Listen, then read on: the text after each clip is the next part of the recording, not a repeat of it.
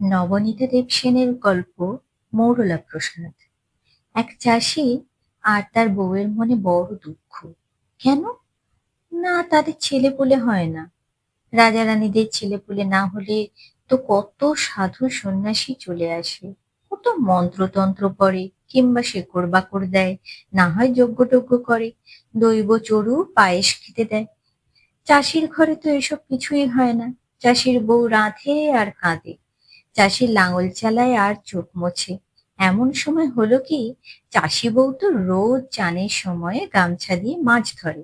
একদিন একটি মাছ কথা কয়ে উঠল। মাছ বললে, চাষি বৌমা, আমাকে ছেড়ে দাও, আমি তোমাকে তুমি যা বর চাইবে তাই দেব। তুই তো এইটুকুন একটা মৌরলা মাছ, তুই আবার বর দিবি কি রে?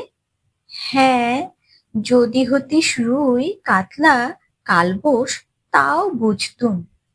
চাষি বউ মুখে আঁচল চাপা দিয়ে হেসে উঠল। মাছ বললে, চাষি বউ, আমাকে মেরো না, আমি জাদু জানি, আমাকে ছেড়ে দাও, তোমার মঙ্গল হবে। মঙ্গল? চাষি বউ এবার হাসি ছেড়ে কেঁদেই মরে। আমার আবার মঙ্গল কি হবে রে মৌরলা, আমি তো বড় দুঃখী। মাছ বললে, তোমার দুঃখ দূর হবে, আমি বলছি, এই কার্তিক পুজোর সময়ে তোমার কার্তিক ঠাকুরের মতন ছেলে হবে। শুনে তো চাষি বউ অবাক। মাছ জানলে কেমন করে, তার কিসের দুঃখ? সত্যি তো, জাদু জানে তাহলে। তখন সে গামছা আড় করে মৌরলাকে জলে ছেড়ে দিল। মৌরলা জল থেকে মাথা তুলে বললে, থ্যাংক ইউ। কার্তিক পুজোর সময় সত্যি সত্যি চাষি বউয়ের কুটির আলো করে ছেলে হলো। চাষিদের সকলের মনে আনন্দ। ছেলের নাম হলো শ্রী মৌরলা প্রসাদ মণ্ডল।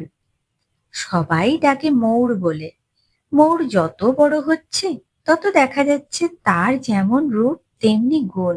সাহসী, বলবান, বুদ্ধিমান, দয়ালু, পরিশ্রমী, বাধ্য, মানে সব রকমের গুণেই তার স্বভাবটি আলো হয়ে আছে। তার বন্ধু হচ্ছে ভুলু নামে এক কুকুরছানা। দুজনে মিলে খেলে বেড়ায়। ঘুরতে ঘুরতে মৌর আর ভুলু একদিন বনটুংরির জাদু জঙ্গলে গিয়ে পড়েছে। মৌরের হাতে সেদিন ছিল কুড়ুলখানা। কাঠ কাটতে গিয়েছিল কিনা, জঙ্গলে ঢুকে মৌর একটা অদ্ভুত কান্নার শব্দ শুনতে পেল। এগিয়ে গিয়ে দেখে একটা বিশাল অজগর সাপ। সেই সাপের গলায় একটা শিংওয়ালা মরা হরিণ আটকে আছে। হরিণ বেচারি ভয়ে মরে গেছে বোধহয়। সাপ হিস হিস করে বললে, ভাই মৌর, শিংগুলো কেটে দাও লক্ষ্মীটি, নইলে আমি মরেই যাব। মৌর বললে, বাহ, শিং কেটে দিই আর তুমি আমায় গিলে খাও। না না, কখনো নয়। সাপ বললে, আমি এই বনটুংরির রাজা, আমার একটা মান সম্মান নেই? তুমি আমাকে বাঁচালে, আমিও তো তোমাকে বাঁচাবো।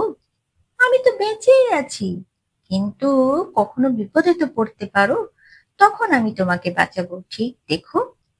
ভুলু কুকুর সবার মনের কথা বুঝতে পারে। সে বললে, মৌর, সাপ সত্যি কথাই বলছে, ওকে বাঁচিয়ে দাও। তখন মৌর হরিণের শিং কুড়ুল দিয়ে কেটে দিল। সাপও মুক্তি পেয়ে আনন্দে দুপাক নিচে নিল। সেই নাচের চোটে দুখানা আম গাছ জাম গাছ ভেঙে মড়মড়িয়ে ডালপালা সমেত উপড়ে পড়ল। মৌরেরও সুবিধা হয়ে গেল কাঠ কাটার। সাপ রাজা বললে, ভাই মৌর, আমি তোমাকে আমার মাথার এই মণিটা খুলে দিলুম। বিপদে পড়লে মণিকে যা বলবে সে তাই করবে, তবে অকারণে মণিকে খাটিও না, বলে একগাদা ফলমূল উপহার দিয়ে সাপ রাজা হেলে দুলে গভীর বনে ঢুকে গেল। সন্ধে হয়ে এসেছে। বন থেকে ভয়ঙ্কর সব জীবজন্তুর গর্জন শোনা যাচ্ছে। মৌর কাঠের বোঝা মাথায় নিয়ে সাপের মণিটা হাতে করে বাড়ি এলো। ভুলু এলো আগে আগে নাচতে নাচতে। চাষি বউ রাত হয়েছে দেখে ভাবনায় অস্থির হয়ে পথে দাঁড়িয়েছিল লণ্ঠন হাতে নিয়ে। দেখে ছেলে আসছে পথ আলো করে, অথচ লণ্ঠন নেই। ছেলের হাতে ওটা কি, এত আলো ছিটকাচ্ছে? টর্চ নাকি? না মা, সাপের মণি। দূর, সাপের মণি কোনো মানুষ পায় কখনো? কি যে বলিস! পাই তো, অজগর সাপ মাথা থেকে খুলে দিলে যে। মৌরের গলা শুনে চাষি বউ বললে, বাপধন, আর কখনো ও বনে যাসনি। ওখানে জাদু জন্তুরা থাকে। আজ কপাল জোরে বেঁচে গেছিস। চাষি বউ সাপের মণিটা কুটিরের চালের বাতায় গুজে রেখে দিলে যাতে কেউ জানতে না পারে। এবছর গায়ে গায়ে বড় দুঃসময়। একদিন গভীর রাত্রে পাশের গ্রামে ডাকাতরা এসে এ গ্রামের গোলা মরাই লুটপাট করে শুরু করে দিলে। ছোট মৌর তীর ধনুক নিয়ে খুব লড়ছে, কিন্তু সে ছোট ছেলে, বড় বড় ডাকাতদের সঙ্গে একা লড়াই করে কতক্ষণ পারবে। ডাকাতরা তাকে বেঁধে ফেললে। মৌর তখন জোরে জোরে বললে, সাপের মণি, সাপের মণি, চালের বাতায় বাস, আমায় এবার বাঁচাও মণি, শিরে সর্বনাশ।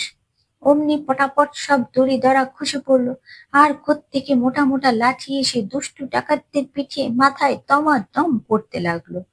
ডাকাতরা বাপরে মারে করে পালিয়ে বাঁচলো। এ গ্রামের ধান চালও বেঁচে গেল। চাষিরা রক্ষা পেল। সবাই দুহাত তুলে মৌরীকে আশীর্বাদ করতে লাগলো, বেঁচে থাকো বাবা, সুখে থাকো বলে। এদিকে গ্রামের জমিদারের কানে খবরটা পৌঁছতেই তার ভারী হিংসে হলো। এমন চমৎকার জাদুর জিনিসটা থাকবে কিনা চাষির ঘরে? ওসব জিনিস কেবল জমিদারের প্রাসাদেই মানায়। সে পাইক বরকন্দাজ পাঠালে সাপের মণি বাজেয়াপ্ত করতে। বেচারি মৌর তখন বাড়িনি। সে গেছে অনেক দূরের এক নদীর পাড়ে, ভুলুকে নিয়ে দূরের নদী থেকে বাঁকে করে জল আনতে। দেশে দারুণ খরার কাল পড়েছে কিনা, জলের জন্যে হাহাকার। সেজন্যেই সে এত খামার মরাইতে ডাকাত পড়েছে। মৌর তো গেছে জল আনতে। ইতিমধ্যে পাইক বরকন্দাজেরা এসে চাষির কুঁড়ে ঘর ভেঙে ফেলে সাপের মণিটি লুট করে নিয়ে গিয়ে জমিদারকে দিল। জমিদার খুশি হয়ে বললে, যা তো সাপের মণি, দেখি তুই কেমন সাপের মণি, মৌরকে মেরে ফেল দেখি। এখন সাপের মণিকে শুধু শুধু খাটাতে নেই, বিপদে পড়লে স্মরণ করতে হয়। জমিদার শুধু শুধু যেই খাটাতে গেছে, অমনি সেই মণি থেকে বিশাল এক ভয়ঙ্কর অজগর সাপ বেরিয়ে সে কপাত করে জমিদারকে ঘিরে ফেললো। তারপর এঁকে বেঁকে বনটুঙ্গরির জঙ্গলের দিকে চলে গেল। গ্রাম শুদ্ধ লোক ভয়ে কাঁটা হয়ে চেয়ে চেয়ে দেখলে, কেবল কেউ কিছুই করতে পারলো না। সাপের মণিটিও সাপের মাথায় চড়ে বনের মধ্যে অদৃশ্য হয়ে গেল। মৌর ফিরে আসতে গ্রামের লোকেরা বললে, লোভী জমিদারকে সাপে গিলে ফেলেছে, এবারে তুমি গ্রামের দেখাশোনা করো মৌ। মৌর বললে, বেশ। প্রথমেই সে গিয়ে জমিদারের ভাড়ার ঘর খুলে ধান চালের আড়ত থেকে সব ধান চাল নিয়ে গরিবদের বিলিয়ে দিল। তারপর নিজের ভাঙা কুটিরে ফিরে গিয়ে মাদুরে শুয়ে শুয়ে আপন মনে দুঃখ করতে লাগলো। এ ধান চাল আর কদিন, তারপরেই দুর্ভিক্ষ শুরু হবে দেশে। সাপের মণি, সাপের মণি, সাপের মাথায় বাস, একটু বৃষ্টি দিতে মণি, শিরে সর্বনাশ বলে কখন মৌর আপন মনেই ছড়া কেটে ফেলেছে। আর অমনি, কি আশ্চর্য, ম্যাজিক নাকি! কড় কড় কড়াত করে বাজ পড়ল। ঘন কালো মেঘে খরায় শুকনো খটখটে আকাশ ঢেকে গেল, আর ঝরঝর ঝড়াস করে বৃষ্টি নামলো। গ্রাম শুদ্ধ আহ্লাদের বান ডাকলো, কেননা সাপের মণি যদিও বনটুঙ্গরির জাদু জঙ্গলে ফিরে গেছে, তবু সে তার উপকারী বন্ধুকে ভোলেনি। চাষিরা, চাষি বউরা বৃষ্টি পেয়ে মনের আনন্দে নাচতে লাগলো, বৃষ্টিতে নেমে ভিজে ভিজে। গল্প এখানেই শেষ।